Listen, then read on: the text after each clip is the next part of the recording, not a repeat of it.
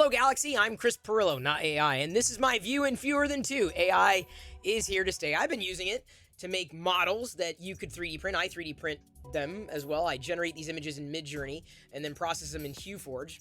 Really fun, really easy. If you want to get those, as well as others that I've made, you can check out printablesOrThings.com. Thanks to AI.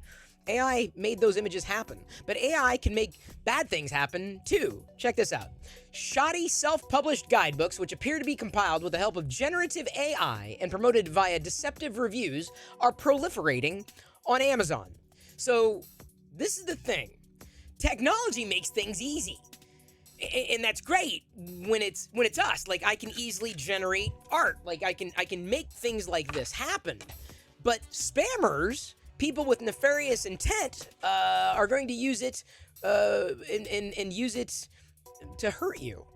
Maybe not, physically hurt you, but people are being deceived into believing that these guides, and this is just one example, right? Imagine AI, I don't think this is a stretch of the imagination, touching everything that is sold out there.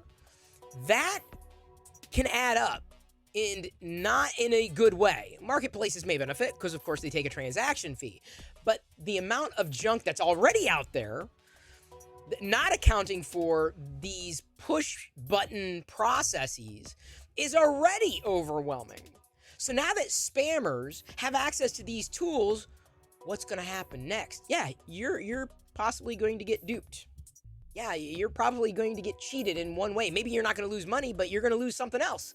So I understand the conversations that need to happen around AI for both the good that it can do, but also the not so good that it can do. So here's my question. Do you think that you could easily be fooled by AI or not?